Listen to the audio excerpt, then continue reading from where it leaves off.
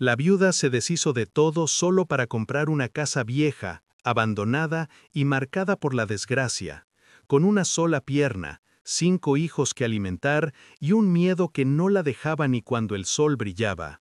¿Puedes imaginar a una madre viuda en 1910 cargando a sus hijos hacia el fin del mundo, apostando sus últimas monedas en un lugar donde nadie quería vivir y donde decían que el suelo mismo respiraba? Sola en la sierra andaluza, sin familia, sin ayuda, sin futuro.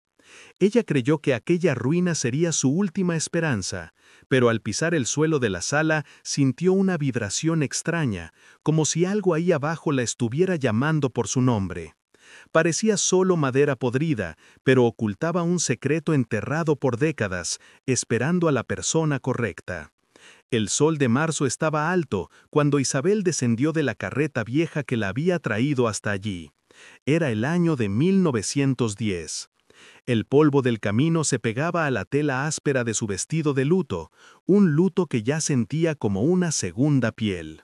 A sus pies, en el suelo seco y agrietado, descansaba un único bulto de ropa atado con cordel, que contenía todo lo que poseía en el mundo. Aferrados a sus faldas, sus 5 hijos la miraban esperando una orden que ella no sabía cómo dar. Pablo, de 13 años, intentaba ahogar la tos seca que lo sacudía, un sonido frágil que se perdía en la inmensidad del llano. Las gemelas, María y Teresa, de 9 años, observaban la casa con ojos idénticos, demasiado grandes, reflejando el miedo que Isabel luchaba por ocultar. El pequeño Javier, de 6, y la bebé Carmen, dormida en el rebozo, completaban la estampa de su desolación. Este no era un nuevo comienzo, era el final de un largo camino de humillaciones. Todo había comenzado 6 meses atrás con el estruendo sordo de la dinamita en la mina y el silencio que vino después. Antonio, su esposo, se había quedado sepultado bajo toneladas de piedra y con él se había ido toda esperanza. Su cuñado Carlos, un hombre de ojos fríos y corazón calculador, no tardó en aparecer. No lo hizo con palabras de consuelo, sino con el licenciado Ramírez, un abogado con sonrisa de buitre y aroma a tabaco rancio.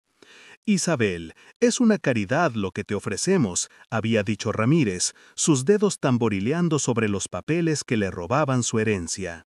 «Nadie te daría ni 100 pesos por ese pedregal que llamas tu parte de la hacienda, pero mi cliente, don Carlos, es un hombre generoso». La generosidad de Carlos tenía un precio, 5,000 pesos. Era un insulto, un robo a la luz del día, pero ella era una viuda en 1910, un año violento y sin leyes para protegerla. Firmó, sintiendo cómo la pluma rasgaba no solo el papel, sino su dignidad.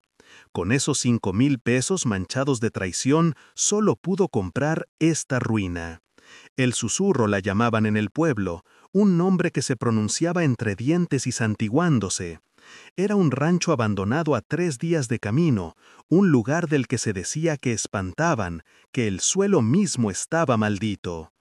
El carretero que los trajo, un hombre taciturno, había descargado sus cosas sin decir palabra, aceptó el pago y giró la carreta con una prisa que helaba la sangre. Quería estar lejos antes de que cayera el sol. Ahora Isabel y sus hijos estaban solos, enfrentando la casa que los miraba como un esqueleto blanqueado por el sol. Las paredes de adobe, cuarteadas como la piel de un anciano, parecían a punto de rendirse. El techo de teja había perdido más piezas de las que conservaba. Las ventanas eran cuencas vacías que lloraban polvo. No parecía un lugar abandonado, parecía un lugar que había muerto de tristeza. Empujó la puerta de madera. El chirrido fue un lamento agudo que hizo que los niños retrocedieran. El olor la golpeó primero. No era el olor limpio del polvo seco o la madera vieja. Era un aroma denso, penetrante. Olía a tierra húmeda, a barro fermentado, a algo antiguo y metálico, como si el óxido y el moho hubieran procreado en la oscuridad. Javier comenzó a llorar en voz baja. Pablo Valiente entró primero, pero se detuvo en seco.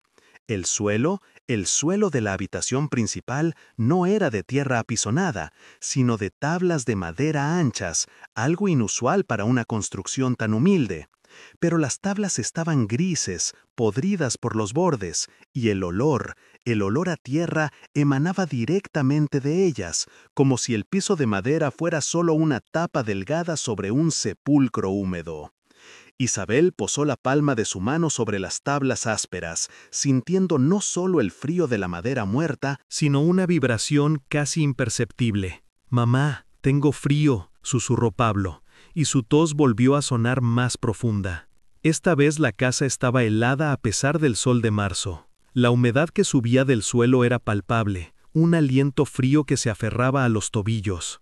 Isabel sabía que no podían quedarse allí en la entrada. «Vamos, hijos, esta es nuestra casa, ahora hay que limpiarla». Repartió las tareas con una autoridad que no sentía. Las gemelas barrieron el polvo de generaciones, un polvo que se negaba a descansar, volviendo a asentarse tan pronto como la escoba pasaba. Pablo fue enviado a buscar leña, aunque solo encontró ramas retorcidas y secas que parecían garras. Isabel intentó fregar el piso, pero el agua solo intensificaba el olor a tierra, liberando un hedor más profundo, casi fétido.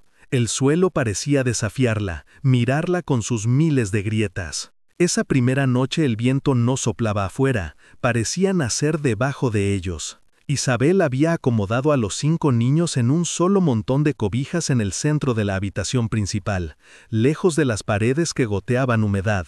Ella se quedó despierta, sentada contra la pared opuesta, vigilando, escuchando la sinfonía desoladora de la casa. La madera crujía, el techo gemía, pero esos eran sonidos normales de una casa vieja.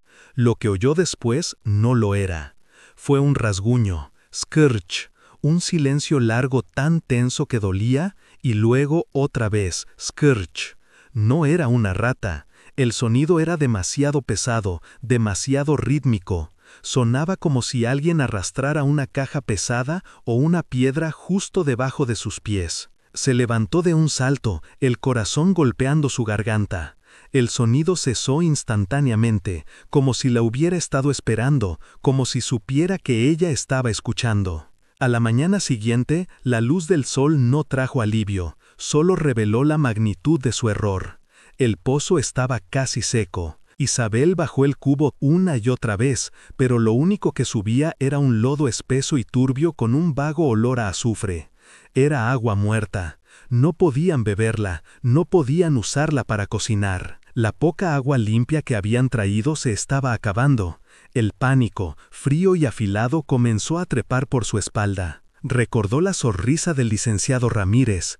Esto no había sido una venta, había sido una sentencia de muerte. Carlos no solo la había despojado de su tierra, la había exiliado a este pedazo de infierno para que ella y sus hijos desaparecieran en silencio, consumidos por la sed y la enfermedad, lejos de cualquier testigo. La tos de Pablo empeoraba. La humedad que emanaba del suelo se había convertido en una niebla visible durante la noche, un vaho que se adhería a todo. Se le había metido en los pulmones al niño, y ahora su respiración era un silbido doloroso. Isabel lo observaba mientras él se acurrucaba bajo la cobija, su cuerpo delgado temblando a pesar de no hacer frío. La culpa la golpeó como una piedra helada en el estómago. Los había traído a este lugar maldito solo para verlos morir lentamente. Había vendido su futuro por 5,000 pesos y había comprado una tumba para sus hijos. La desesperación era un sabor amargo en el fondo de su garganta. Tenía que hacer algo, pero estaba atrapada. La aldea más cercana estaba a días de camino y no tenía dinero para alquilar otra carreta ni fuerzas para caminar. Esa tarde, mientras intentaba remendar una de las tablas más sueltas del piso, la frustración se apoderó de ella. Era en el rincón más oscuro de la habitación, justo donde el olor a tierra era más fuerte y donde había escuchado el rasguño la noche anterior. La madera estaba blanda, casi esponjosa. La golpeó con el puño cerrado una y otra vez en un ataque de rabia impotente. «Maldito seas, Carlos, sea esta casa». Y entonces la madera cedió. No solo se astilló, se rompió limpiamente bajo la presión de su mano, pero no cayó a la tierra sólida, cayó en un hueco, un espacio vacío. Isabel retrocedió de golpe, su ira reemplazada por un miedo paralizante. Asomó la vela que apenas le quedaba. El suelo escondía un sótano que no venía en ninguna descripción, un agujero negro que olía al encierro, a metal oxidado y a algo más, a secreto. «Mamá, no bajes», susurró Pablo, su voz ronca por la tos aferrándose al marco de la puerta. Se había despertado por el golpe y ahora miraba el agujero negro con terror. Isabel se volvió. Su sombra proyectada por la vela bailaba en la pared como un fantasma. «Tengo que hacerlo, mijito. Vigila a tus hermanos. No dejes que se acerquen aquí». Le dio al niño el atizador del fogón. Un pedazo de hierro inútil como arma, pero pesado, lo único que tenía para darle una sensación de seguridad. El aire que subía del sótano era frío, pero extrañamente seco, contrastando con la humedad penetrante de la habitación de arriba. Llevaba el mismo olor a metal y a tierra antigua, pero sin el olor a podredumbre. Era el olor de un secreto guardado, no de algo muerto. Isabel aseguró la vela en un candelero improvisado y buscó una escalera. No había escalera, solo unos toscos escalones de piedra tallados en la tierra misma, desapareciendo en la oscuridad. Eran estrechos e irregulares. Se quitó los zapatos para sentir mejor el suelo. Con el corazón en la garganta y la vela en una mano, comenzó el descenso, dejando a Pablo como un centinela pálido en el mundo de arriba. Cada paso era un riesgo, las piedras estaban resbaladizas por una fina capa de polvo. El círculo de luz de su vela era patéticamente pequeño, apenas iluminaba sus propios pies. El silencio del sótano era diferente al de la casa. Era un silencio absoluto, denso, como si el sonido mismo tuviera miedo de entrar allí. Podía oír su propia sangre latiendo en sus oídos, un tambor sordo que marcaba su miedo. «Valor, Isabel», se susurró, las palabras ahogadas por la oscuridad. Finalmente sus pies tocaron un suelo firme. Era tierra apisonada, tan dura y seca como el adobe.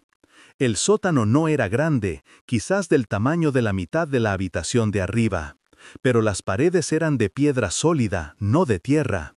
Estaba seco, inmaculadamente seco.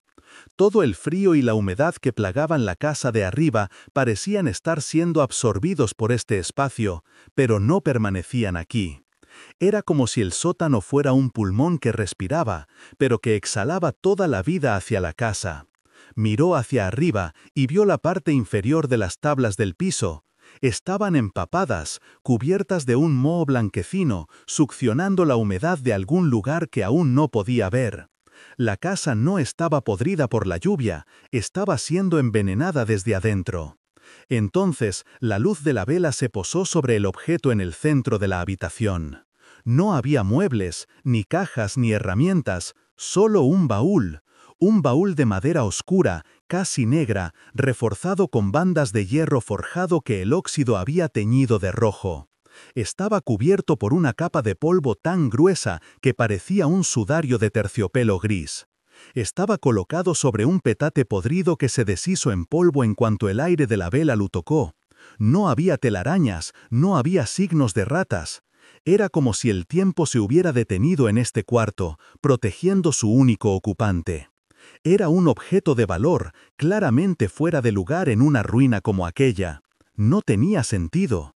Isabel se acercó despacio. El miedo a encontrar algo macabro luchaba contra la necesidad urgente de encontrar algo de valor. Sus hijos morían de hambre y enfermedad a unos metros sobre su cabeza. Necesitaba que ese baúl contuviera una respuesta, ya fuera una moneda o una explicación. Se arrodilló frente a él. La cerradura era grande, de hierro, pero no había candado. Estaba rígida, pero no sellada. Usó la pequeña navaja que llevaba en el delantal para raspar el óxido y la suciedad del mecanismo. El silencio era tan profundo que el sonido del metal rascando el metal sonó como un disparo. Esperó, conteniendo la respiración. Nada, solo el goteo de la humedad en las tablas del piso de arriba. Con ambas manos tiró del pestillo, se dio con un crujido sordo. Levantó la pesada tapa. Las bisagras protestaron con un gemido largo y agudo que pareció viajar por los cimientos de la casa y subir hasta el viento.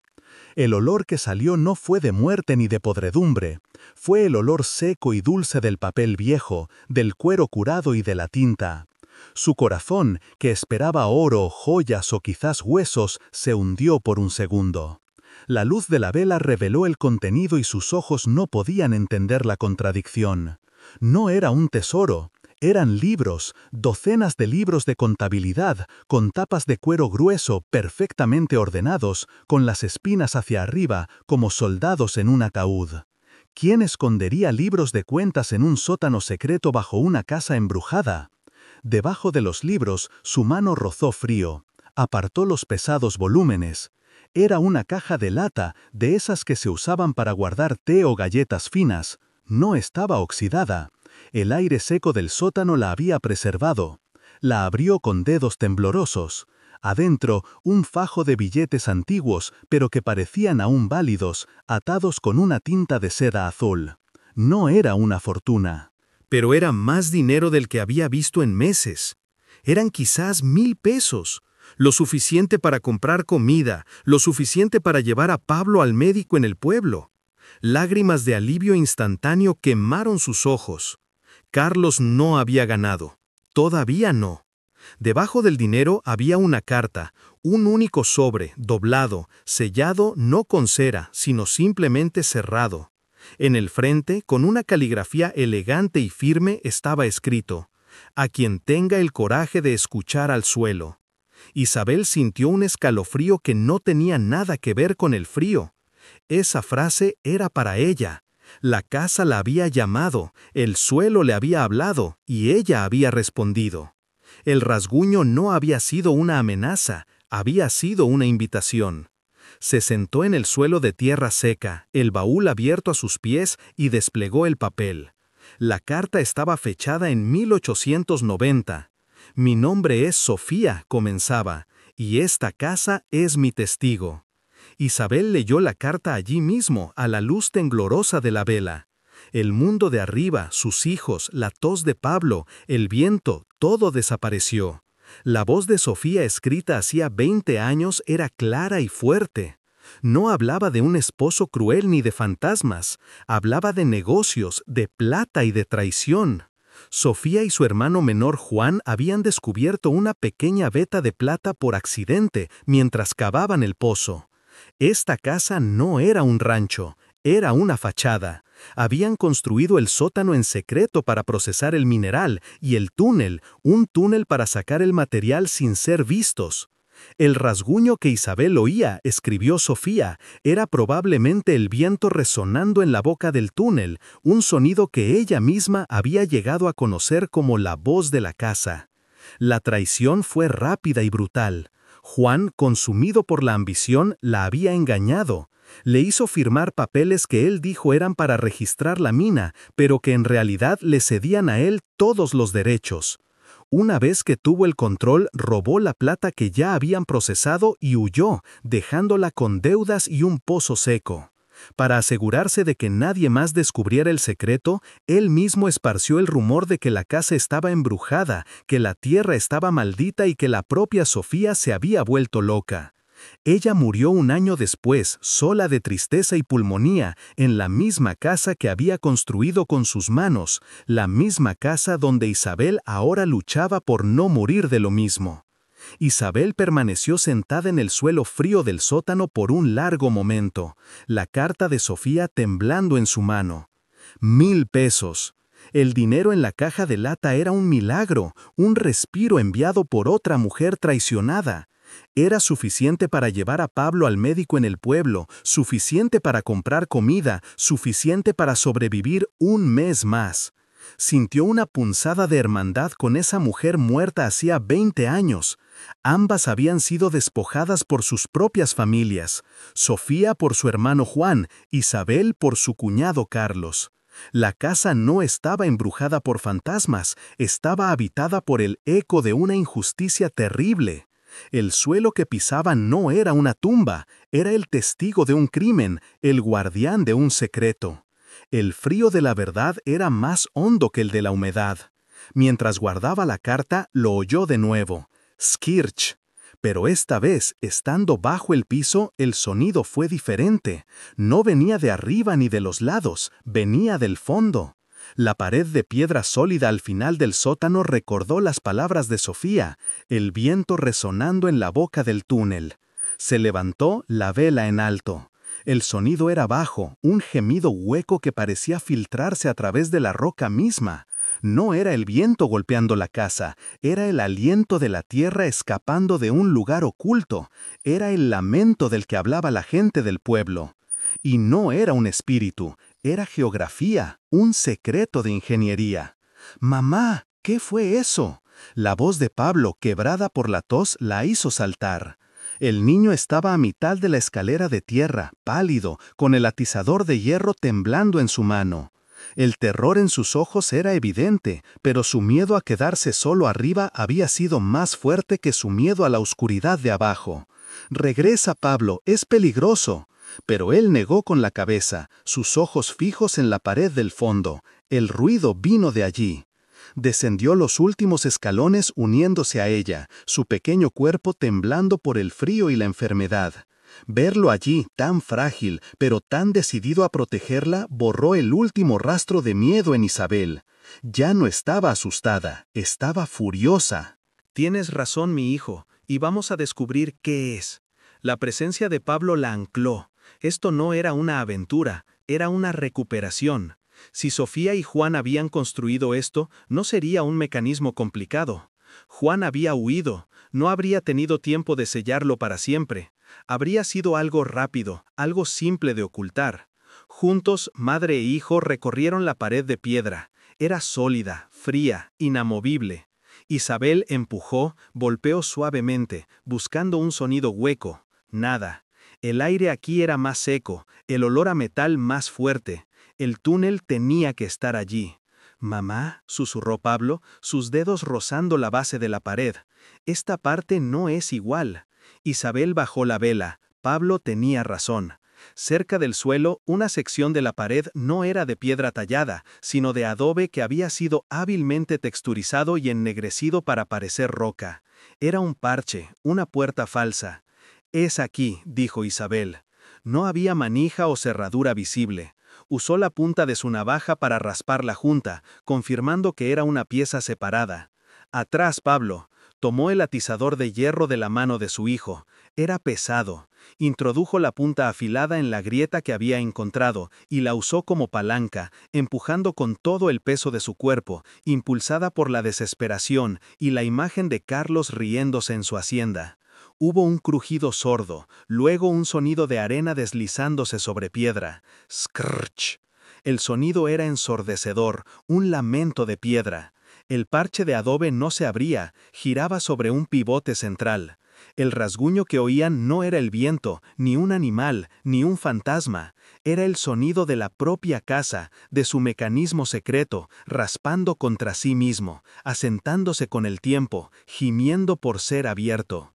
La puerta giró lentamente, revelando un rectángulo de oscuridad absoluta, una negrura tan densa que parecía devorar la luz de la vela. Un soplo de aire frío y metálico salió del agujero, y con él el olor a plata cruda y a tierra profunda. La ráfaga de aire muerto fue tan fuerte que apagó la vela de Isabel. La oscuridad fue instantánea y total. El sótano se sumió en un silencio negro y aterciopelado, roto solo por el silbido agudo de la respiración de Pablo y el goteo distante de la humedad en las tablas del piso, muy arriba. «Mamá», gimió Pablo, su mano buscando la de ella en la oscuridad. Isabel lo agarró con fuerza. «Tranquilo, mi hijo, tengo los cerillos». Sus dedos temblaron mientras buscaba la pequeña caja de madera en el bolsillo de su delantal. El olor a metal y a ozono llenaba sus pulmones. El sonido del primer cerillo raspando la caja fue un estallido en el silencio. La llama vaciló, débil. Isabel protegió el fuego con su mano ahuecada y volvió a encender el pabilo de la vela. La luz regresó, débil, danzando en la corriente de aire que salía del túnel. El pasaje era bajo y estrecho, apenas lo suficiente para que un hombre pasara agachado. Las paredes eran de tierra y roca, y viejas vigas de madera, ahora cubiertas de un hombo blanco y seco, sostenían el techo. Era la ruta de escape de Sofía, el cordón umbilical de la mina secreta. Daba miedo, era una tumba, pero era su única esperanza. Isabel no se atrevía a entrar, no sin saber qué había dentro, no con Pablo allí, pero no tuvo que hacerlo. Levantó la vela, proyectando la luz lo más adentro posible del túnel. No había nada, solo tierra y sombra. Pero entonces la luz captó algo justo a la entrada, casi escondido bajo una pila de tablas podridas en el suelo del túnel. No brillaba, era un resplandor opaco oscuro. «Pablo, alumbra aquí», le dijo pasando la vela al niño. Se arrodilló y usó el atizador para apartar la madera podrida. Debajo, sobre la tierra seca, descansaban. No eran monedas ni joyas, eran lingotes de plata pura, oscuros por la oxidación, pesados, sólidos, eran la materia prima. Isabel los contó, su corazón latiendo al ritmo de un martillo. 5. Eran 5 lingotes, cada uno probablemente tan pesados como la bebé Carmen. Juan, en su prisa y avaricia, se había llevado lo fácil, las monedas, la plata ya procesada y lista para vender, el dinero de la caja de lata. Había dejado esto, el mineral crudo, demasiado pesado, demasiado difícil de transportar, demasiado difícil de explicar. O quizás en la oscuridad simplemente no lo había encontrado. Esto era lo que Sofía había logrado salvar, esto era lo que el suelo había estado guardando. Isabel miró la plata, luego el dinero en su mano, luego el rostro pálido de Pablo. El dinero en efectivo compraría al médico. La plata compraría su venganza. Isabel se quedó de rodillas un momento más, el frío del lingote en su mano anclándola a la realidad. No era un sueño. El olor a plata y a tierra seca era la cosa más real que había sentido en meses. Miró a Pablo, cuyo rostro pálido estaba iluminado por una mezcla de asombro y miedo. «Esto, mi hijo», susurró ella, su voz apenas un soplo en el aire viciado del túnel. «Es el secreto de Sofía, y ahora es el nuestro».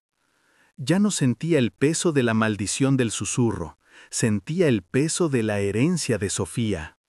La casa no estaba embrujada, estaba preñada de una verdad que había esperado 20 años para nacer. Isabel se levantó. Supo con una claridad absoluta que su vida anterior, la de la viuda llorosa y despojada, había terminado en ese sótano. Puso su mano en el hombro de Pablo, un gesto que pretendía calmarlo, pero que también era una promesa. «Lo que viste aquí, lo que oíste, no existe, ni para tus hermanas ni para nadie. ¿Entiendes, Pablo? No es un juego». El niño asintió, su tos ahogada por la solemnidad del momento. «Carlos nos robó la tierra, Juan robó a Sofía. Son la misma clase de hombres, y si saben de esto, no se detendrán». El miedo en los ojos de Pablo fue reemplazado por una dureza que no correspondía a sus 13 años.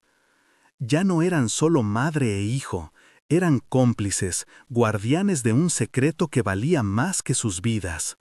Isabel supo que podía confiar en él. La enfermedad lo había debilitado, pero el secreto lo había hecho fuerte. Con un esfuerzo que le tensó todos los músculos, Isabel empujó los 5 lingotes de plata de vuelta a la oscuridad del túnel, cubriéndolos de nuevo con las tablas podridas.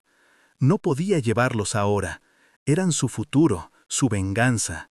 Pero el dinero de la caja de lata era su presente, su supervivencia. Tomó el atizador y con la ayuda de Pablo hizo girar la pesada puerta de adobe de vuelta a su lugar, el scratch de la piedra sonando esta vez como el cerrojo de una caja fuerte. El túnel desapareció. La pared volvió a ser una pared. Tomó la caja de lata con los 1000 pesos y los libros de contabilidad de Sofía. Esos libros, los supo instintivamente, eran tan valiosos como la plata. Subir la escalera de tierra fue como ascender de una tumba a un purgatorio. La habitación principal los recibió con la misma humedad fría y el mismo olor amargo. Pero para Isabel todo había cambiado. La casa ya no era su enemiga, no era una ruina, era una fortaleza, era su aliada. La humedad que enfermaba a Pablo ya no era una maldición, era un síntoma del mismo secreto que ahora lo salvaría. La casa respiraba, vivía, y ellos eran los únicos que entendían su lenguaje. Miró las tablas podridas del suelo y ya no vio ruina, vio la tapa de su tesoro, el mapa de su nueva vida. Escondió los libros de contabilidad de Sofía de nuevo en el baúl vacío, y lo cerró. La caja de lata con los 1000 pesos la guardó en el fondo de su bulto de ropa bajo las miradas curiosas de las gemelas. «Mamá, ¿qué encontraron?», preguntó María. Isabel se arrodilló, su rostro marcado por la tierra del sótano. «Encontré algo de dinero que la dueña anterior escondió», dijo, eligiendo sus palabras con cuidado. No era una mentira, pero estaba lejos de ser toda la verdad. Es suficiente para llevar a Pablo al doctor en el pueblo. Es suficiente para comprar comida de verdad. La palabra comida iluminó los rostros de los niños. Por ahora, esa era toda la magia que necesitaban. La decisión fue instantánea y aterradora. Tenía que ir al pueblo y tenía que ir ya. La tos de Pablo se había vuelto más húmeda durante su tiempo en el sótano. «María, Teresa», dijo Isabel, su voz firme, «ustedes están a cargo. Tienen 9 años, pero hoy necesito que tengan 20». Les dio instrucciones precisas: trancar la puerta en cuanto ella se fuera, no abrir a nadie, racionar el poco maíz que quedaba y cuidar de Javier y Carmen. «Voy a ir y volver lo más rápido que pueda, pero no deben, bajo ninguna circunstancia, acercarse a ese hoyo en el suelo». Las niñas asintieron, sus rostros idénticos endurecidos por la responsabilidad. Dejar a 4 de sus hijos en esa casa abandonada era lo más difícil que había hecho. Era un riesgo inmenso. Si alguien venía, si un animal, no podía pensar en eso. Puso a Pablo en sus espaldas, asegurándolo con el rebozo, y se guardó la mitad del dinero en el pecho. «Partiré ahora, para caminar toda la noche. Llegaré al pueblo por la mañana». Besó a cada uno de sus hijos.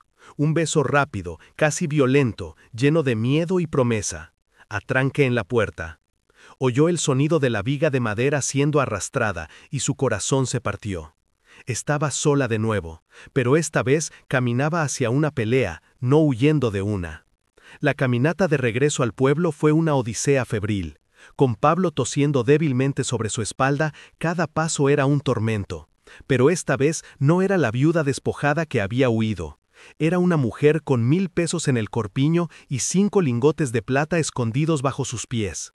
El aire de la noche, que antes le parecía amenazante, ahora la llenaba de energía. El mundo no la había vencido. Carlos no había ganado. Cada kilómetro que recorría no era una huida. Era el primer paso de una invasión. Era Isabel, la dueña de El Susurro, y volvía para reclamar la vida de su hijo.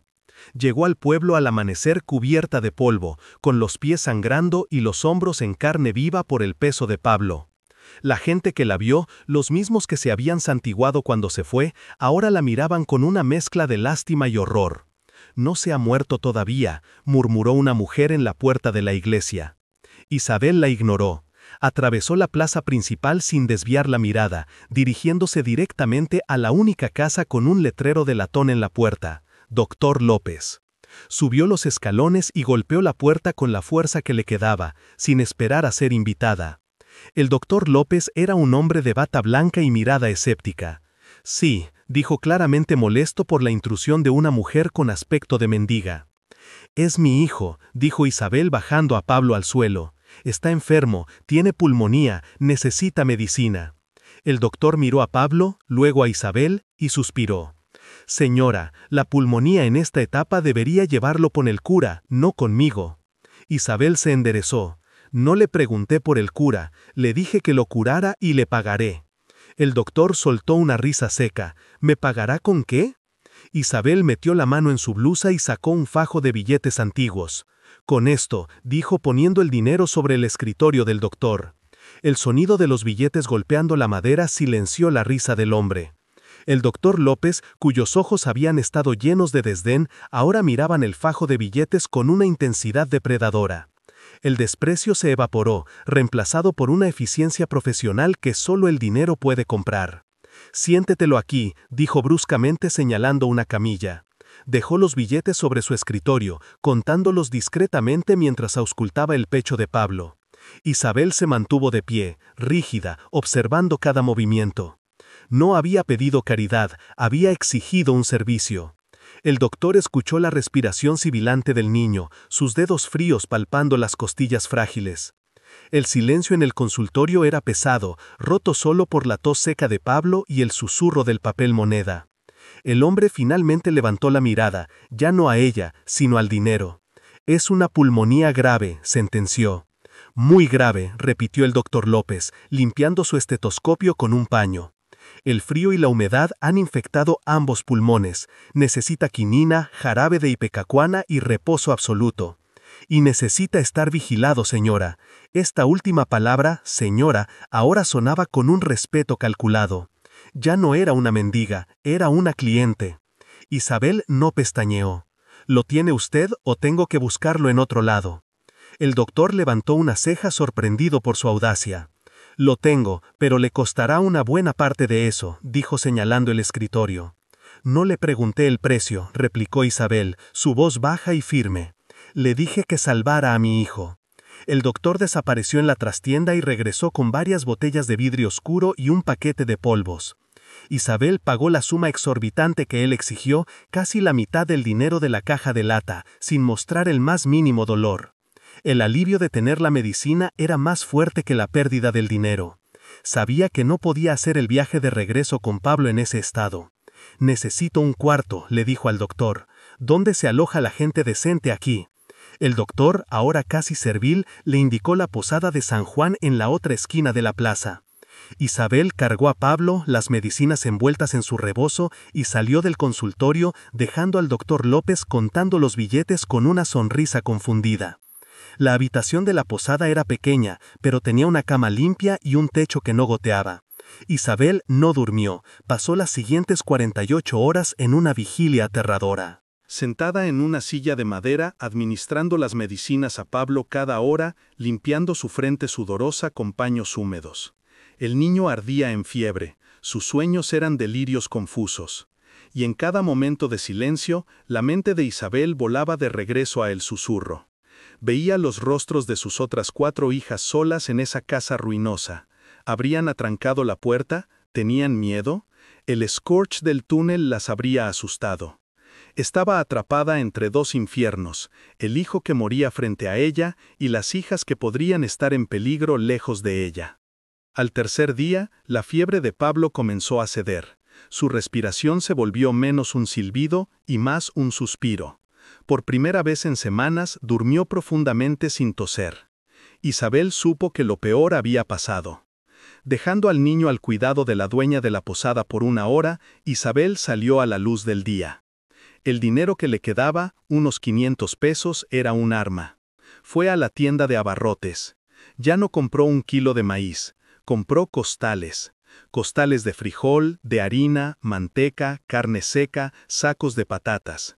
Compró aceite para lámparas, jabón, hilos y agujas. Compró barriles de madera para almacenar agua limpia y una pequeña carretilla de mano. El pueblo la observaba. Las mismas mujeres que la habían visto llegar como un fantasma polvoriento, ahora la veían salir de la tienda de don Rafael con 2 muchachos ayudándola a cargar sus compras. Los murmullos la seguían por la plaza. ¿De dónde sacó el dinero la viuda de Antonio? ¿No era que Carlos la había dejado en la miseria? Dicen que pagó al doctor con billetes de antes de la revolución. Isabel caminaba entre ellos como una reina sorda. No les debían nada, ni una mirada, ni una explicación. Su miseria había sido un espectáculo público. Su repentina solvencia era ahora un misterio que los aterrorizaba, y eso le gustaba. Cuando salía de la ferretería tras comprar un pico y una pala, herramientas, necesitaba herramientas de verdad, casi chocó con él. El licenciado Ramírez, el buitre. El abogado de Carlos la miró primero con confusión, luego con abierta sospecha. Sus ojos codiciosos recorrieron las compras apiladas fuera de la tienda. «Isabel, qué sorpresa verte por aquí. Pensé que estabas en...» «El susurro», terminó ella, su voz tranquila. «Y allí vuelvo. Con permiso, licenciado». Pasó a su lado, rozando su traje caro con su falda polvorienta. Ramírez no se movió, pero ella sintió sus ojos clavados en su espalda, calculando, sopesando. El juego había comenzado. Regresó a la posada. Pablo estaba despierto, y por primera vez sus ojos estaban claros. «Mamá», susurró, su voz débil pero viva. «Tengo hambre». Isabel sintió que las rodillas se le doblaban por el alivio. Se sentó en la cama y le dio un trozo de pan dulce que había comprado. Verlo masticar, tragar, vivir, fue una victoria más dulce que encontrar la plata. El doctor López había hecho su trabajo. El dinero de Sofía había hecho su trabajo. Ahora le tocaba a ella hacer el resto. «Vas a estar bien, mi hijo», dijo, acariciando su cabello húmedo. «Todos vamos a estar bien». No podía cargar a Pablo de regreso, ni tampoco los suministros. Con los últimos pesos que le quedaban del fajo de Sofía, fue el corral al final del pueblo. Compró un burro. No era un caballo fino, era un animal viejo, terco, pero fuerte. Lo cargó con los costales de comida, los barriles, el pico y la pala, atando todo con ixtle nuevo. La gente del pueblo se había reunido en la plaza para ver el espectáculo. La viuda loca de El Susurro, que había llegado pidiendo limosna, ahora se iba equipada como para una expedición con su hijo enfermo montado en un burro. Al atardecer abandonó el pueblo. No miró hacia atrás. El sol poniente teñía el cielo de un rojo violento, el mismo color del óxido en el baúl de Sofía. Isabel caminaba delante tirando del ronzal del burro. Pablo, envuelto en una cobija nueva, iba montado sobre los costales, su rostro pálido, pero ya sin fiebre. Ya no era la mujer que había llegado huyendo. Había desafiado a la muerte de su hijo y había ganado. Había enfrentado la mirada del pueblo y la había vencida. Volvía a El Susurro no como una víctima, sino como su dueña. Volvía a su fortaleza, a sus hijas y a los 5 lingotes de plata que esperaban pacientemente en la oscuridad. El viaje de regreso fue una peregrinación invertida. El burro, terco y lento, marcaba el paso, obligando a Isabel a moderar su urgencia, lo cual era una bendición. El sol pegaba con fuerza. Pero el peso de los costales y los barriles de agua limpia sobre el lomo del animal era un consuelo, la manifestación física de su victoria en el pueblo. Pablo, envuelto en la cobija nueva que ella había comprado, dormitaba sobre los sacos de harina, su respiración superficial, pero por primera vez en semanas libre del traqueteo de la fiebre. Isabel caminaba adelante tirando del ronzal, sus ojos recorriendo el paisaje desolado que ahora le parecía diferente. Cada mezquite retorcido, cada roca que antes parecía una amenaza, ahora era simplemente parte de su territorio, de su propiedad. Volvía a El Susurro, no huyendo, sino deliberadamente, armada con medicinas, comida y un secreto tan pesado como la plata. Llegó a la casa en la segunda noche. La silueta de la ruina se recortaba contra un cielo lleno de estrellas frías. Estaba en un silencio absoluto. Por un momento, el pánico la ahogó. ¿Y si algo les había pasado? ¿Y si no habían atrancado la puerta? Corrió los últimos metros y golpeó la madera podrida con el código que habían acordado. 3 golpes rápidos, una pausa, uno lento. Oyó el sonido inconfundible de la viga de madera siendo arrastrada desde adentro, un sonido que la hizo llorar de alivio. La puerta se abrió una rendija, y los ojos de María aparecieron en la oscuridad. «Mamá». Las gemelas se lanzaron a sus brazos, aferrándose a su falda, un llanto silencioso y tembloroso. Javier salió detrás frotándose los ojos. «Tuvimos miedo, mamá», susurró Teresa. «La casa hace ruidos, el suelo raspa». Isabel la abrazó con una fuerza que casi le hace daño. «Ya sé, mi vida, es solo el viento, ya no nos va a asustar». La mentira se sintió como una armadura. Las siguientes horas fueron un frenesí de actividad. Trajeron a Pablo, quejándose débilmente, pero vivo, y lo acostaron sobre un montón de cobijas limpias cerca del fogón. Luego comenzaron a descargar al burro, costal tras costal. La alacena vacía, que se burlaba de ellos con su oscuridad polvorienta, ahora se llenaba. Harina, frijoles, arroz, manteca, carne seca. La visión de tanta comida hizo que las gemelas se sentaran en el suelo y lloraran de nuevo, esta vez de pura incredulidad. Isabel encendió el fuego, no con las ramas retorcidas que habían encontrado, sino con leña seca que había comprado. Encendió las lámparas de aceite y la habitación principal. Antes, un pozo de sombras húmedas se llenó de una luz dorada y cálida. El olor a tierra y amargo seguía allí, pero ahora estaba mezclado con el aroma denso del café de olla y las tortillas calentándose en el comal. Los días que siguieron fueron de una reconstrucción febril. La casa, que había sido una tumba, comenzó a sentir el pulso de la vida. Pablo mejoraba con cada dosis de medicina y cada plato de caldo espeso. Su tos se desvanecía, reemplazada por el vigor de sus 13 años. Isabel puso a todos a trabajar usando la pala y el pico nuevos. Ella y Pablo cavaron una zanja poco profunda alrededor de la casa, para desviar el agua estancada y la humedad que se filtraba bajo el piso. Un intento desesperado de hacer la superficie más habitable. Limpiaron el pozo sacando cubetas de lodo espeso y olor a azufre, hasta que después de 2 días de trabajo agotador, el agua comenzó a brotar, lenta pero más clara. Ya no eran prisioneros del susurro, eran sus ingenieros. El agujero del sótano fue cubierto con un petate nuevo que Isabel había comprado, un secreto visible solo para ella y Pablo. Las noches, sin embargo, se convirtieron en el tiempo secreto de Isabel. Cuando los 5 niños dormían, sus estómagos llenos por primera vez en meses, exhaustos por el trabajo físico y la seguridad de tener un techo, ella sacaba los libros de contabilidad de Sofía. A la luz de la lámpara de aceite, su rostro concentrado descifraba la caligrafía elegante pero firme. No eran solo números, descubrió, eran historias, eran la prueba. Sofía había anotado meticulosamente cada extracción, cada gramo de plata, cada costo de herramienta, cada viaje al pueblo. Y lo más importante, había firmas. La firma temblorosa de Juan, su hermano, en los recibos de venta falsificados, y otra firma, una que hizo que la sangre de Isabel se helara. Ramírez y Ramírez, abogados. Un escalofrío recorrió la espalda de Isabel. El nombre estaba allí, en una nota de 1890, acusando recibo de un pago por servicios de registro de propiedad y liquidación de deudas. El padre del licenciado Ramírez, la familia del buitre. Esto era más profundo y más antiguo que la avaricia de su cuñado Carlos. Era un patrón. Ramírez padre había sido cómplice del robo de Juan. Había sido el instrumento legal para despojar a Sofía.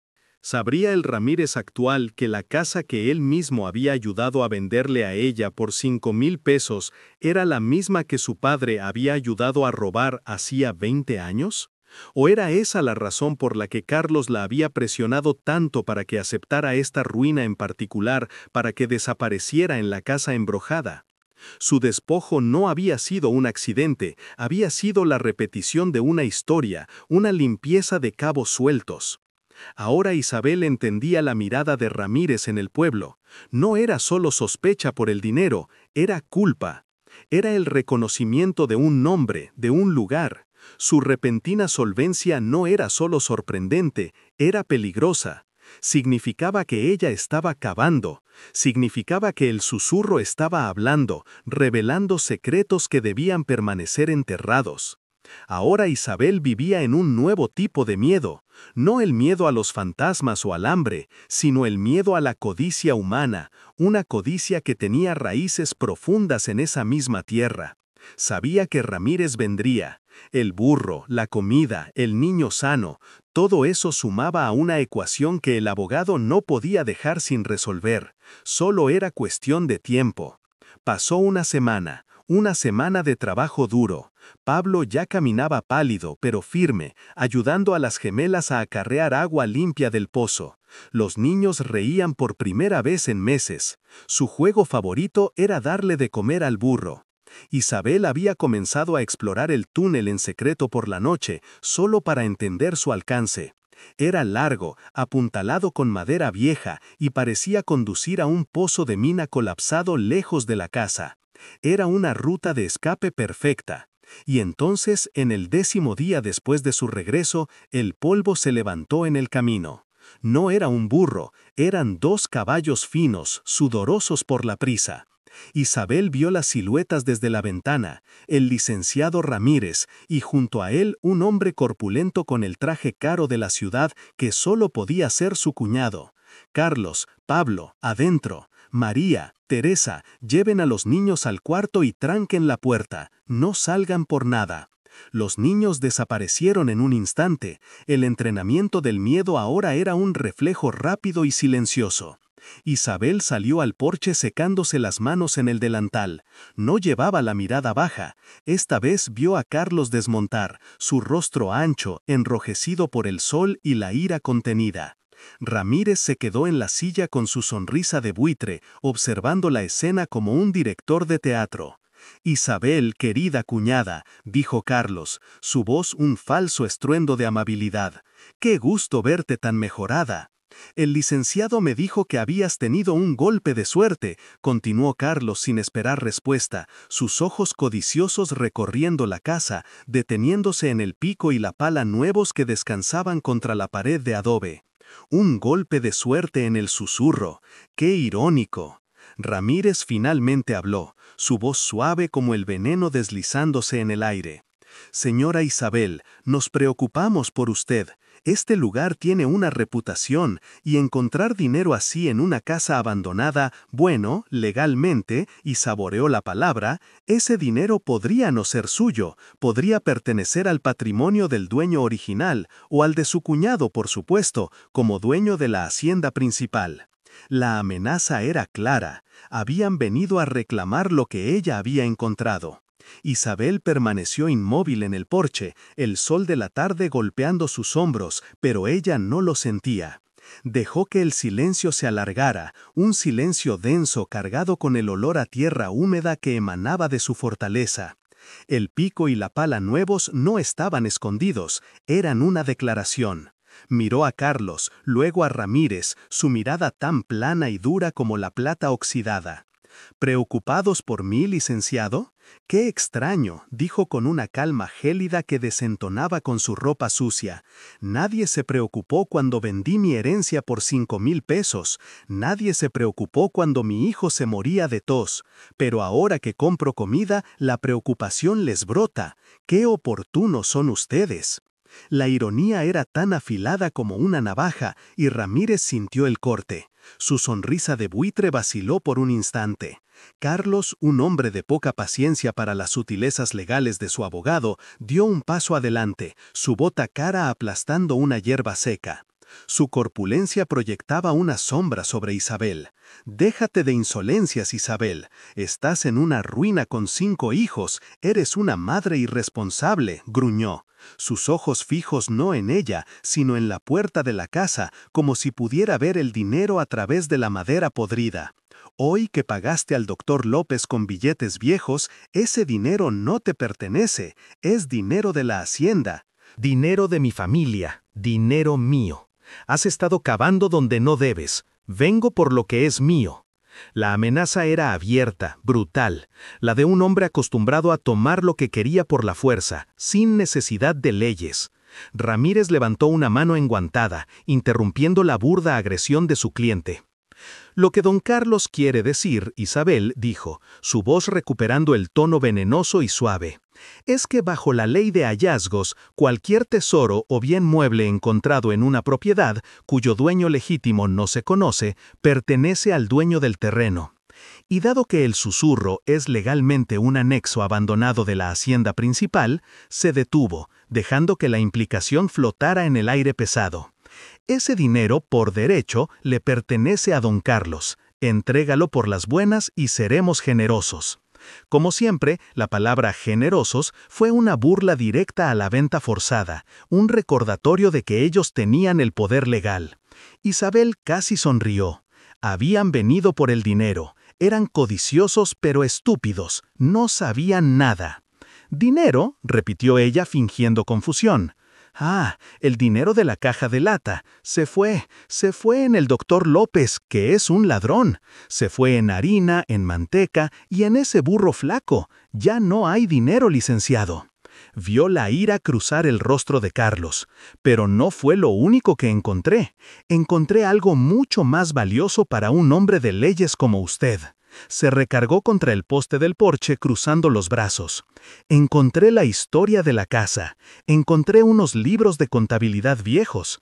Estaban en un baúl en un sótano que no aparece en sus papeles. La mención de libros de contabilidad hizo que Carlos resoplara con impaciencia, pero Ramírez se puso rígido en su silla. Su sonrisa desapareció por completo. «Libros, ¿qué tonterías dices, mujer? Papeles viejos», escupió Carlos.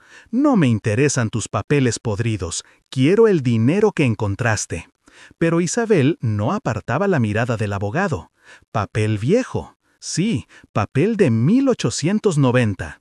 Cuentan una historia fascinante, licenciado. La historia de una mujer llamada Sofía y su hermano Juan. Una historia sobre una mina secreta y una traición. Cada palabra era una piedra lanzada con precisión. Vio cómo la sangre abandonaba el rostro de Ramírez, dejándolo pálido bajo el sol. El buitre ahora parecía un hombre que había visto un fantasma. El pánico en los ojos de Ramírez fue instantáneo y mal disimulado. «¿Qué? ¿Qué está diciendo? Son delirios. Esta casa la ha vuelto loca como a la otra», dijo, pero su voz había perdido su filo. Era delgada y temblorosa. Carlos miraba a su abogado confundido por su repentino nerviosismo. «¿Sofía, Juan? ¿De qué diablos habla esta mujer, Ramírez? Dile que nos dé el dinero o la sacaremos de aquí a la fuerza». Carlos avanzó hacia el porche, su mano dirigiéndose a la fusta que llevaba en el cinturón. Pero Isabel no se movió, se mantuvo firme, su poder anclado en la madera podrida de esa casa. «Pregúntele a su abogado, don Carlos», dijo Isabel, su voz tranquila cortando la tensión. «Él parece conocer muy bien esta casa, quizás porque el nombre Ramírez aparece en estos libros». Hizo una pausa y luego soltó el golpe final. «Ramírez y Ramírez, abogados, recibiendo pagos por servicios de registro en 1890. Parece que robar a las viudas es una tradición en su familia, licenciado». El color volvió al rostro de Ramírez en una marea roja de furia y miedo. Sabía que ella lo tenía. No había encontrado solo dinero, había encontrado la prueba, había encontrado el pecado original de su familia. «Vámonos, Carlos», siseó Ramírez, tirando bruscamente de las riendas de su caballo, su compostura rota. «No tenemos nada que hacer aquí, esta mujer está loca». Carlos estaba atónito, con la mano a medio camino de la fusta, su ira simple ahogada por la compleja reacción de su abogado. «Irnos, pero el dinero». «Dije que nos vamos ahora». El pánico en la voz del abogado era tan real, tan desnudo, que incluso Carlos obedeció retrocediendo confundido. Montó su caballo, su rostro una máscara de furia desconcertada. Miró a Isabel una última vez, como si tratara de entender qué clase de brujería acababa de presenciar. Isabel se quedó en el porche erguida, mientras los dos hombres giraron sus caballos y se alejaron a todo galope, levantando una nube de polvo que olía a derrota. No dijeron adiós, no hicieron más amenazas, simplemente huyeron. Huyeron del nombre Sofía y del nombre Ramírez, escrito en un libro viejo. Isabel observó hasta que desaparecieron en el horizonte, la nube de polvo asentándose lentamente. La casa estaba en silencio. Entonces, desde las profundidades bajo sus pies, sonó el lamento. «Sss», el mecanismo del túnel asentándose. Isabel sonrió. No era un lamento. Era el sonido de la casa riéndose con ella. Se volvió y desatrancó la puerta del cuarto. Las gemelas, Javier y Carmen, la miraban con ojos asustados. «Se fueron, mamá». «Sí, mis hijos», dijo Isabel abrazándolos, «se fueron». Detrás de ellos, Pablo estaba de pie junto a la pared con el atizador de hierro en la mano, listo para defenderlos. Sus ojos se encontraron con los de Isabel y él asintió entendiendo todo. La primera batalla había terminado. Habían venido a robarle 1000 pesos, pero ella les había mostrado que tenía un arma que valía mucho más, la verdad. Y ahora, gracias a ellos, sabía exactamente cómo usarla. La puerta se cerró con un sonido sordo y el silencio que cayó sobre el susurro fue diferente a cualquier otro que hubieran experimentado. No era el silencio vacío del abandono, ni el silencio tenso de la espera. Era el silencio hueco que sigue a una explosión, el zumbido en los oídos después de que la amenaza ha pasado, pero antes de que la seguridad se haya asentado. Isabel se recargó contra la madera, su cuerpo finalmente permitiéndose temblar. El olor a polvo y a sudor de caballo de los hombres seguía flotando en el aire. Una invasión nauseabunda. Había ganado, pero la victoria se sentía frágil como una telaraña. Sabía que Ramírez y Carlos no eran hombres que aceptaran una humillación. No habían huido de su coraje, habían huido de una palabra Sofía. Y volverían, no con amenazas veladas, sino con una violencia calculada para borrar esa palabra de la existencia. Pablo desatrancó la puerta del cuarto y salió, sus ojos brillando con una fiebre que no era de enfermedad, sino de adrenalina. Ya no era el niño frágil que ella había cargado al pueblo. El atizador de hierro seguía en su mano, sostenido con fuerza. ¿Volverán, mamá? Su voz era baja, no una pregunta de niño asustado, sino la evaluación de un soldado. Isabel lo miró, viendo por primera vez al hombre en el que se estaba convirtiendo. Sí, mi hijo, volverán. Creyeron que venían por dinero, pero les mostré que teníamos algo más peligroso, la verdad, y ahora vendrán a enterrarla. En ese momento, el pacto entre ellos se selló. Él era el único que compartía el peso completo del sótano. Las gemelas eran demasiado jóvenes. Esto era una carga que solo ellos dos podían llevar. Esa noche, Isabel no estudió los libros, los devoró. Con los niños durmiendo a su alrededor, extendió los libros de contabilidad de Sofía sobre el suelo de madera, la luz de la lámpara de aceite proyectando sombras danzantes. Ya no buscaba solo el nombre Ramírez, buscaba patrones, conexiones, y los encontró. Sofía no solo vendía la plata, la usaba como palanca. Había pagos registrados a jueces locales, a funcionarios del registro de tierras, préstamos a otros hacendados prominentes de la región, todos facilitados por Ramírez padre. No era solo la historia de una traición familiar, era el mapa de la corrupción que había fundado la riqueza de toda la comarca. Carlos no era el dueño de la hacienda, era el heredero de un robo. Ramírez no era un abogado, era el custodio de un fraude generacional. El plan se formó en su mente, claro y frío como la plata misma. Tenía dos armas, la plata y los libros. La plata era su capital, el combustible para la guerra. Los libros eran su munición. Primero tenía que sacar a su familia del susurro. La casa era una fortaleza, pero también una trampa. Segundo, tenía que convertir los lingotes en dinero real, pero no en el pueblo donde Ramírez controlaba cada transacción. Tenía que ir lejos, a una ciudad minera como Granada o Sevilla, donde una venta de plata cruda no levantaría sospechas. Tercero, usaría ese dinero para contratar a su propio abogado, uno que no tuviera deudas con Ramírez, uno que tuviera hambre de derribar a los poderosos.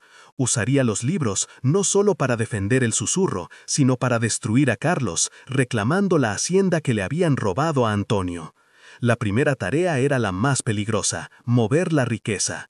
No podía llevarse 5 lingotes pesados en un burro, pero tampoco podía dejarlos en el túnel, ahora que Ramírez sospechaba que ella cavaba. Esa noche, mientras el viento aullaba afuera enmascarando sus sonidos, Isabel y Pablo trabajaron. Bajaron de nuevo al sótano, abrieron el túnel. El aire metálico los recibió como un viejo amigo, con un esfuerzo que hizo temblar los músculos de Isabel y dejó a Pablo sin aliento. Arrastraron los 4 lingotes fuera del pasadizo. El quinto, el más pequeño, lo dejó allí como una trampa por si acaso. No iban a esconder los otros 4 en el sótano, era demasiado obvio. Usando el pico y la pala, trabajaron en la habitación principal, no en el suelo de madera, sino en el fogón. Quitaron las piedras de la base del hogar, cavando en la tierra compactada que había debajo. Era un trabajo brutal, silencioso, iluminado solo por la luna que entraba por la ventana rota. Cavaron un hoyo profundo, y allí, bajo el lugar donde cocinarían su comida, donde el fuego daría calor a sus hijos, enterraron los 4 lingotes. Ocultaron el metal frío y muerto bajo el símbolo de la vida y el hogar. Volvieron a colocar las piedras. Cuando terminaron, el fogón parecía intacto. El secreto de Sofía ahora estaba protegido por el de Isabel. La casa misma comenzó a cambiar. Con el dinero restante de la caja de lata, Isabel se volvió metódica. Ya no solo sobrevivía, construía. Ella y Pablo pasaron 2 días reparando. Usaron la madera buena de los cuartos traseros colapsados para reforzar el piso de la sala principal. Compraron cal en el pueblo, un viaje rápido, esta vez con la cabeza en alto, y mezclándola con la tierra del pozo, hicieron una lechada. Pasaron un día entero blanqueando las paredes interiores. El olor agudo y limpio de la cal comenzó a matar el hedor a moho y a humedad. El susurro ya no olía a tumba, olía a hospital, a un lugar de curación. Estaban borrando la enfermedad de la casa. Llegó el momento de la segunda expedición. Era la apuesta más grande. Isabel envolvió el 5.º lingote, el más pequeño, en trapos viejos y lo colocó en el fondo de un costal vacío. Luego lo llenó hasta la mitad con mazorcas secas. Era un peso terrible para el burro, pero el animal aguantaría. Pablo dijo: «Ahora tú eres el hombre de esta casa. Tu trabajo es proteger a tus hermanas y proteger el fogón. No dejes que el fuego se apague por completo». Le dio un beso en la frente. Esta vez Pablo no tenía miedo, asintió. El atizador de hierro apoyado contra la pared junto a él vio a su madre cargar al burro, y supo que su trabajo era tan importante como el de ella. Isabel no tomó el camino hacia el pueblo. Tomó la ruta del norte, un camino de cabras que, según Sofía, conectaba con el viejo camino real a Granada. Eran 4 días de viaje sola, con un burro cargado de plata. Cada sombra parecía Ramírez, cada sonido de viento parecía un caballo. Pero esta vez Isabel no era la viuda huyendo, era una empresaria transportando su mercancía. Ya no pensaba en el miedo, pensaba en el precio por gramo. Recordaba las cifras en los libros de Sofía, los precios que Ramírez padre había pagado, y ensayaba su negociación. Llegó a Granada al 4.º día, una ciudad que hervía de actividad construida enteramente sobre la riqueza de la plata. Era un monstruo de cantera rosa y campanas de iglesia. A nadie le importaba una mujer polvorienta con un burro. Encontró la calle de los ensayadores, hombres cuyos negocios enteros se basaban en comprar mineral crudo a gambusinos independientes. Entró en el local más pequeño, uno con un letrero descolorido. El hombre detrás del mostrador la miró con ojos muertos. Ella desenvolvió el lingote y lo puso sobre el mostrador. El golpe sordo silenció la tienda. El hombre probó el metal, lo pesó, lo rayó, murmuró un precio, una miseria, asumiendo que ella era ignorante. Isabel no se movió. «En 1890», dijo ella, su voz tranquila, «la onza de esta calidad se pagaba al doble, y no estoy pagando la comisión de Ramírez». El hombre levantó la vista de golpe, sorprendido. Vio sus ojos y supo que no estaba tratando con una tonta. Discutieron 10 minutos. Salió de la tienda sin el lingote, pero con un giro bancario en el corpiño. Había convertido la herencia de Sofía en capital de guerra. El viaje de regreso desde Granada fue una marcha de guerra silenciosa. Isabel ya no era la viuda polvorienta que había huido. Era una estratega con capital líquido. El giro bancario, cosido con hilo grueso en el dobladillo de su falda, se sentía más pesado y frío que el lingote de plata que había vendido.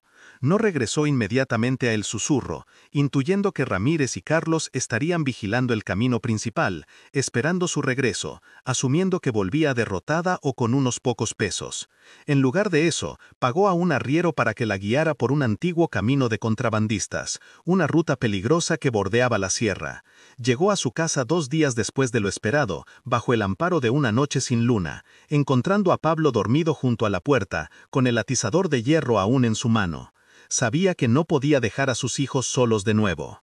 La próxima vez, Carlos no vendría con amenazas legales, vendría con fuego. Su siguiente movimiento tenía que ser audaz e inesperado.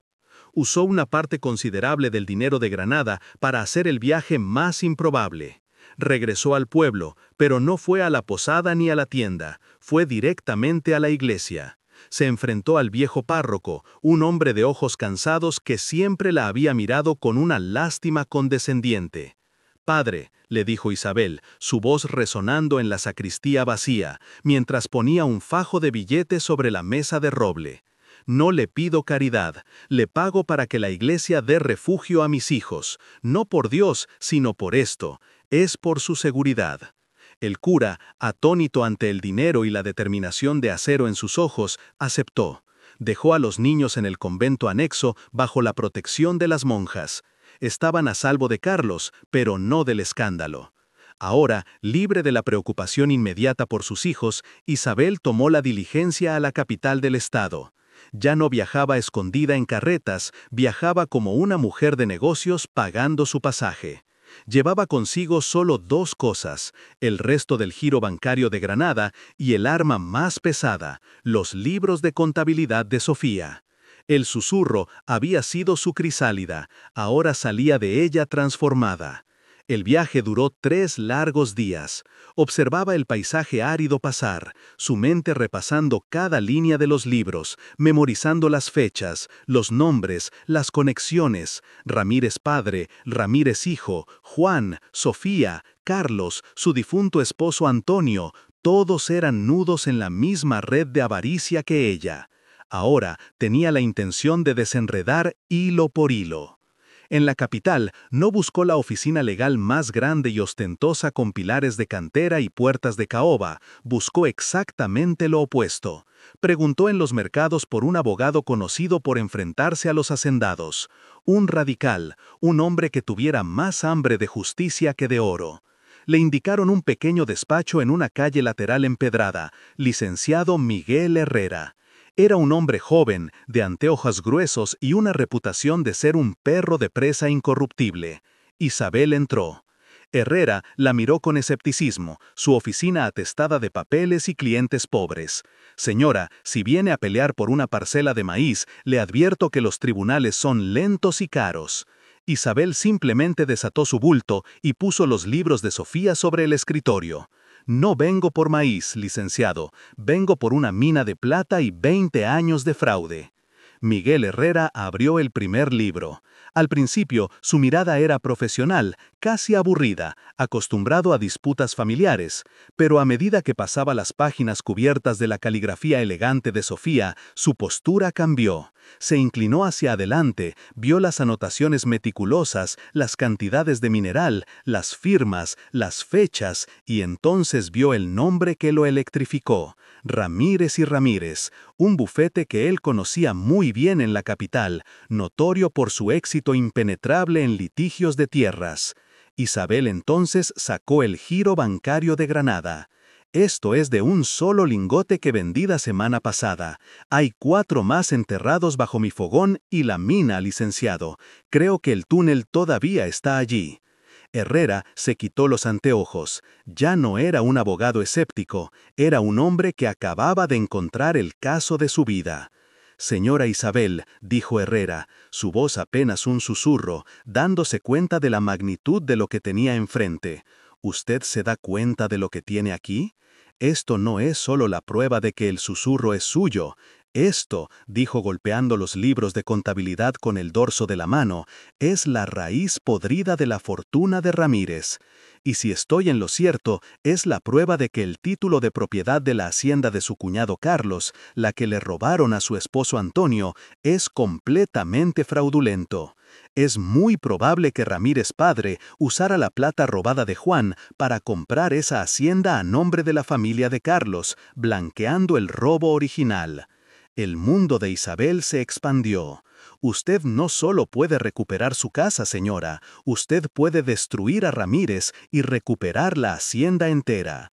El plan de Isabel había sido defensivo, proteger el susurro y a sus hijos. El plan de Herrera era una ofensiva total, quirúrgica y brutal.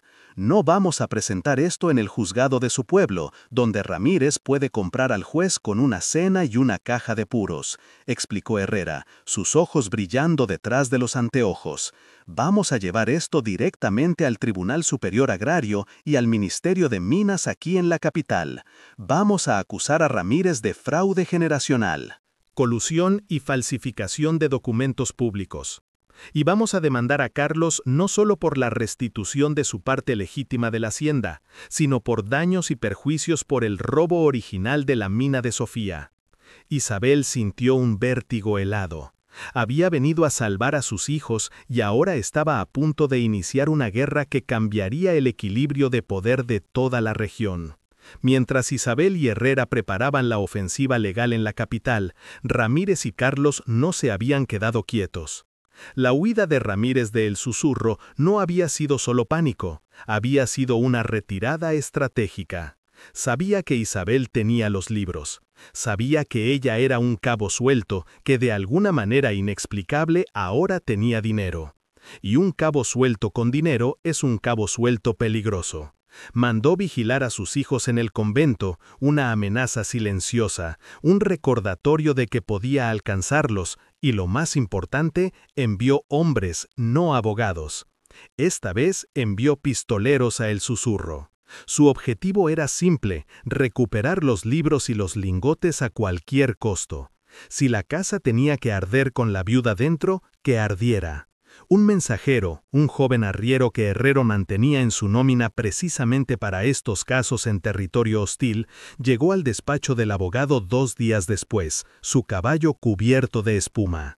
Licenciado, los hombres de Carlos están rondando El Susurro como buitres, y hay otros 2 vigilando el convento donde están los niños. No han entrado, pero están ahí día y noche. Isabel sintió que el suelo desaparecía bajo sus pies. Había asegurado a sus hijos, pero al hacerlo los había convertido en objetivos claros, en rehenes. Herrera actuó con una rapidez que la impresionó. No podemos esperar al tribunal, tenemos que asegurar la evidencia y a sus hijos ahora mismo. Consiguió una orden de protección de un juez federal, un papel que valía poco en el territorio de Carlos, pero que le daba cobertura legal. Vamos a volver, señora, pero no vamos solos. Regresaron en la diligencia, pero esta vez Isabel no iba sola en la sección barata. Iba en un carruaje cerrado, escoltada por Herrera y 2 alguaciles federales, hombres con rifles y rostros impasibles. El viaje fue una tortura de tensión. Cada sombra en el camino una posible emboscada. Sabían que Ramírez no dejaría que los libros de contabilidad salieran de su comarca. Cuando llegaron a la desviación del camino polvoriento hacia El Susurro, el sol se estaba poniendo, tiñendo el cielo de un rojo enfermizo, el color de la sangre seca. La casa estaba en silencio, demasiado silenciosa. Isabel supo, con una certeza helada, que no la encontrarían vacía. La batalla final no sería en un tribunal, sería allí, en el suelo de Sofía, bajo el fogón donde sus hijos habían comido y sobre los lingotes que eran su única salvación. El carruaje se detuvo a 100 metros de la casa, donde el camino se volvía intransitable. El sol poniente se colaba entre las tejas rotas de El Susurro, proyectando largas sombras que parecían garras. La casa estaba en un silencio de tumba, pero no era el silencio del abandono que Isabel recordaba. Era un silencio tenso, expectante, un olor agrio a humo de cigarro barato, un humo que no era el suyo, flotaba en el aire estancado, una bofetada invisible que confirmaba sus peores miedos. «Están dentro», susurró Isabel, su voz endurecida por la certeza. Miguel Herrera asintió. Su rostro joven y habitualmente tranquilo ahora era una máscara de acero. Habían venido por los libros, por la plata, y no planeaban irse con las manos vacías. «Señora, usted y yo nos quedamos atrás. Algo así, usted y su hombre flanqueen por la derecha. Usen el pozo seco como cobertura», ordenó Herrera en voz baja. Los 2 federales, hombres curtidos en las áridas batallas del norte, desenfundaron sus rifles Winchester y se movieron con una agilidad fantasmal, desapareciendo entre los mezquites retorcidos. Isabel observaba no la puerta principal, sino el suelo. Podía sentir la vibración de sus botas enemigas sobre las tablas de madera, sobre el sótano, sobre el fogón, donde descansaban los 4 lingotes. Su única preocupación era la evidencia. Carlos podía tener la casa, podía quemarla hasta los cimientos, pero si destruía ese fogón, si encontraba los libros, ella perdía la guerra. «Salgan con las manos en alto, somos la autoridad federal», gritó Herrera, su voz resonando en el llano con una autoridad sorprendente. La única respuesta fue el destello anaranjado de un disparo que salió de la ventana rota. La bala astilló la madera del carruaje muy cerca de la cabeza de Isabel. El infierno se desató. Los federales respondieron al fuego, el estruendo de los rifles rompiendo el aire. Un sonido brutal que ahogaba el esquirch del viento. Los hombres de Carlos estaban atrincherados, usando la casa de adobe como un fuerte, disparando desde las sombras. «Están esperando que anochezca para escapar», siseó el alguacil principal. Pero Isabel sabía algo que ellos no. La casa tenía otra puerta.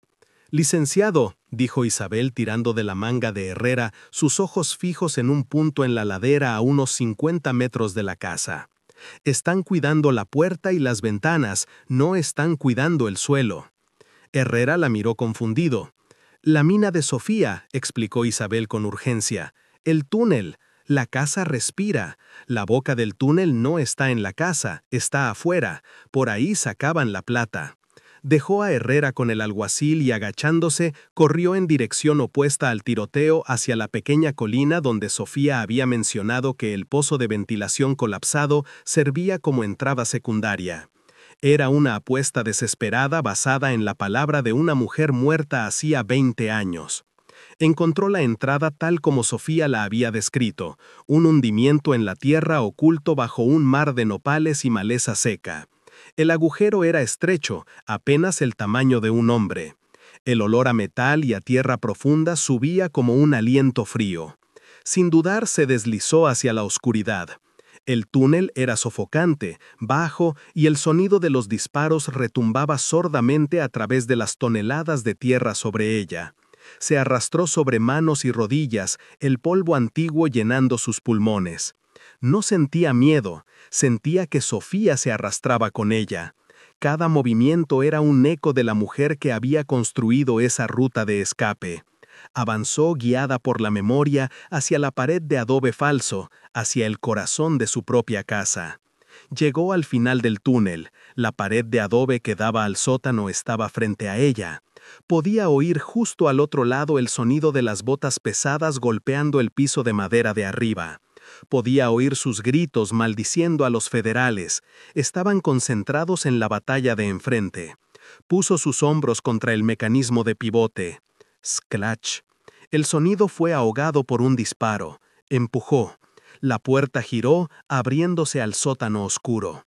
Subió los escalones, de tierra sucia, sudorosa, pero viva. Emergió del agujero en el piso de la sala, justo detrás de ellos. Los dos pistoleros estaban arrodillados junto a las ventanas, disparando hacia el exterior. Se giraron al oírla, sus rostros una máscara de terror e incredulidad. No vieron a una viuda, vieron a un fantasma saliendo de la tierra. «¡Suelten las armas!», gritó Isabel, su voz gutural, irreconocible. Los hombres, atrapados entre el fuego de los federales en el exterior y la aparición que había surgido del suelo detrás de ellos, levantaron las manos en el instante en que Herrera y los alguaciles irrumpían por la puerta principal. La rendición fue instantánea y caótica. La batalla había durado 1 hora en el exterior, pero Isabel la había ganado en 30 segundos desde abajo. Mientras los federales ataban a los pistoleros que no dejaban de mirarla como si fuera una bruja, Isabel caminó con calma hacia el fogón. Estaba intacto. Tomó el pico que aún descansaba contra la pared. «La evidencia, licenciado», dijo, y frente a los alguaciles atónitos destrozó su propio hogar. Los lingotes de plata, oscuros y pesados, brillaron bajo la luz de las lámparas cuando los sacó de la tierra. Los pistoleros, al verlos, entendieron por qué Carlos los había enviado.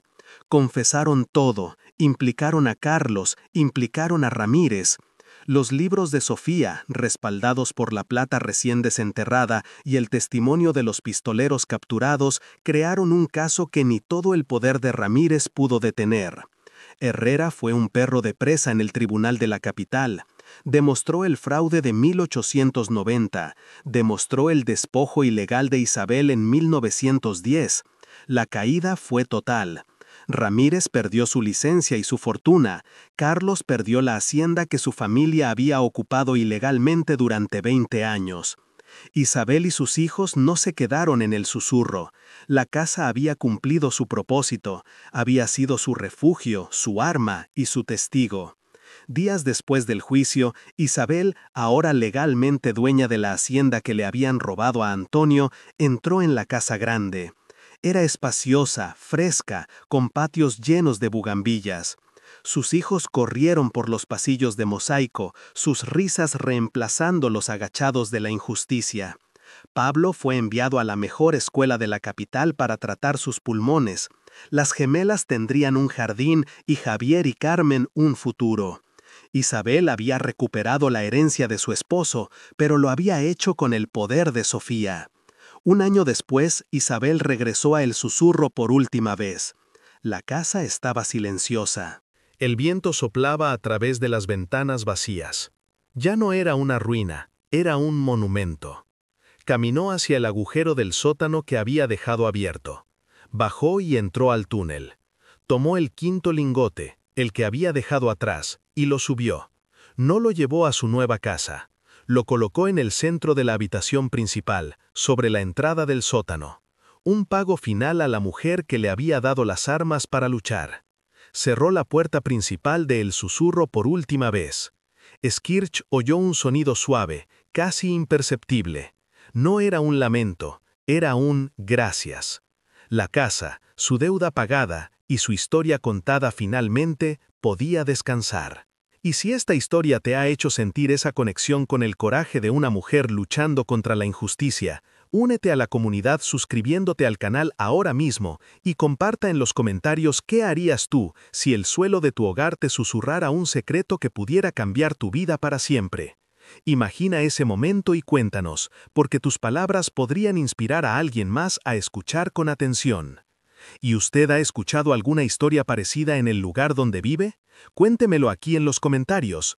Únete a esta familia de narradores suscribiéndote si aún no lo has hecho, porque cada historia que compartimos nos une más. Y dime qué lección tomaste de esta aventura, si te ha tocado el corazón o te ha hecho reflexionar sobre la resiliencia humana. Comparte para que todos crezcamos juntos.